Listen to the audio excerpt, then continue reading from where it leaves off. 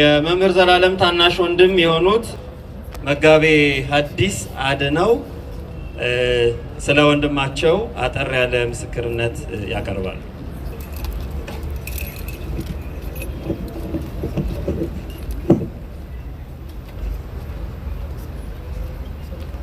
ብፁዓን አበው ሊቃነ ጳጳሳት፣ ሊቃውንተ ቤተ ክርስቲያን፣ አባቶቼ ካህናት፣ በወንድማችን በመምህር ዘላለም ወንድሞ ወልደ ሰማዕት ሽኝት ከስራ ፈቃድ ወስዳችሁ ጊዜያችሁን መስዋዕት አድርጋችሁ ለሽኝት የተሰበሰባችሁ ኦርቶዶክሳውያን እናቶች፣ አባቶች፣ ወንድሞች፣ እህቶች ሁላችሁ በእግዚአብሔር ሰላምታ እንደምን ቆያችሁ? አሜን። በዚህ ሰዓት ስለ መምህር ለመናገር አቅምም ጉልበትም ብርታትም አይኖርም። ነገር ግን ሰሞኑን ሁሉ እረፍቱን ከሰማንበት ቀን ጀምሮ ብዙዎቻችሁ ሐዘናችሁን እየገለጣችሁ ስለሆነ ልክ ከቤታችሁ አንድ ሰው እንደሞተ አድርጋችሁ እያዘናችሁ እንዳለ ስለምናውቅ ትንሽ እኔን ያጽናናኝ የዘላለም መንፈስ እናንተንም እንዲያጽናናችሁ ስለፈለኩ ትንሽ ቃል ለመናገር ፈልጌ ነው። ከባድ ነው በዚህ ቀን ለመናገር። እንግዲህ ዘላለም በቤታችን እንደ አባት የምናከብረው እንደ ወንድም ደግሞ የምንወደው ፈሪሃ እግዚአብሔርን እያስተማረ ኮትኩቶ ያሳደገን፣ ትህትናን ያስተማረን፣ ደግነትን ቅንነትን ያስተማረን፣ ለራስ መኖር ሳይሆን ለሌላ ሰው መኖርን ያስተማረን በጣም ትሁት በጣም የተለየ ወንድማችን ዘላለም የማየ ልጅ ብቻ አይደለም። ዘላለም የሁላችንም ልጅ ነው። የቤተ ክርስቲያን ልጅ ነው ዘላለም። አዎ በዘላለም ሕይወቱ ያልተቀየረ ሰው የለም። በዘላለም በሃይማኖት የበረታ ሞልቷል።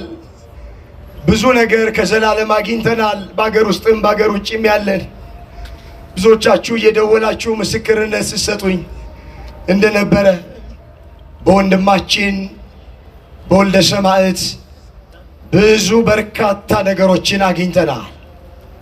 እንግዲህ ሲሰብከው የነበረውን ሲናገረው የነበረውን በሱ ዕጣ ደርሶበት ዘመን ገጥሞት ተጠርቶ ወደ አምላኩ ወደ እግዚአብሔር ሄደዋል። መጽሐፍ የሰው ዕድሜው የተወሰነ ነው፣ የወሩም ቁጥር ባንተ ዘንድ ነው፣ ማንም ሊተላለፍ የማይችለውን ዳርቻ አበጀለት ተብሎ ተጽፏል። ይህን ጥቅስ ወንድሜ መምህር ዘላለም በሐዘን ቤት ሁሉ የሚናገረው ቃል ነው።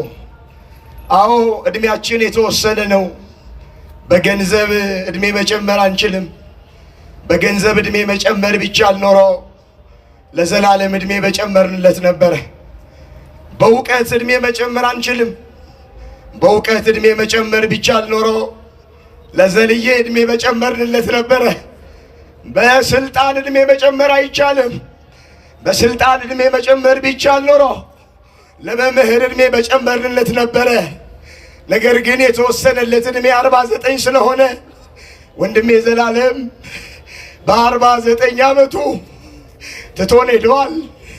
በዚህ ዘመን ዘላለም በዚህ ዘመን ቤተ ክርስቲያን ከውጭም ፈተና ባለባት በዚህ ዘመን መጽናናት በምንፈልግበት በዚህ ዘመን ኑሮ በከበደን በዚህ ዘመን ዘልዬ ወንድሜ የኔ መኩሪያ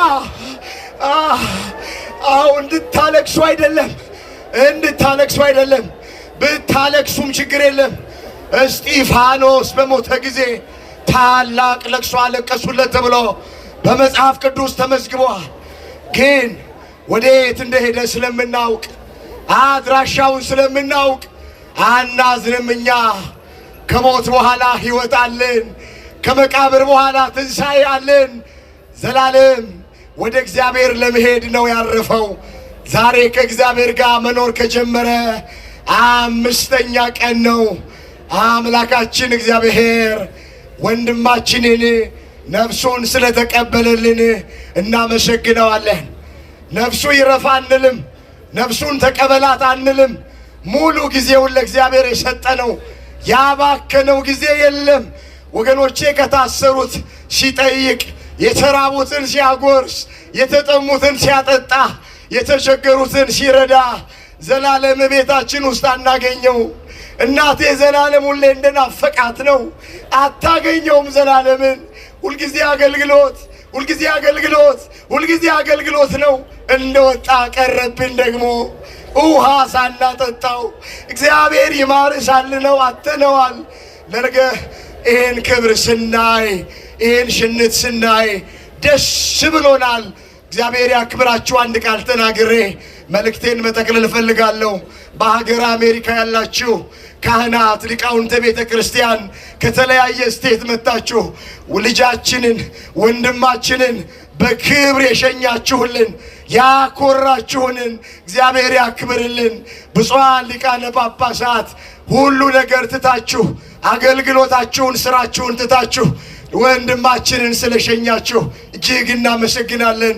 የዘላለም ልጆች ኦርቶዶክሳውያን በሙሉ ይሄ ድምፅ የሚሰማችሁ ክብር ይግባችሁ። ባስቀረልን ወንጌል በሃይማኖት ጸንተን እንድንኖር አምላካችን እግዚአብሔር ሁላችንንም ይርዳ። የሁላችንን መጨረሻ እግዚአብሔር ያሳል። ቃለ ሕይወት ያሰማልን። ወንድማችን የተባረከ የተቀደሰ ቤተሰብ እንግዲህ ታናሽ ወንድሙም እንዲሁ ነው። እንደምታዩት ነው። አንተን ያኖርልን። ሌላው ወንድማቸው ቀሲስ ዳንኤል ወንድሙ በጣም ለአጭር ሰዓት እንደው እሳቸውን ድምፅ እንድንሰማ ፈቃዳችሁ ይሁን እላለሁኝ።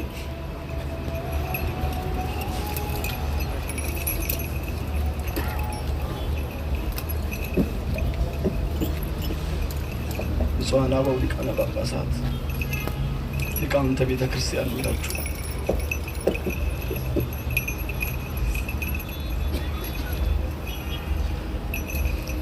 አንድ ቃል ብቻ ነው መናገር የምፈልገው።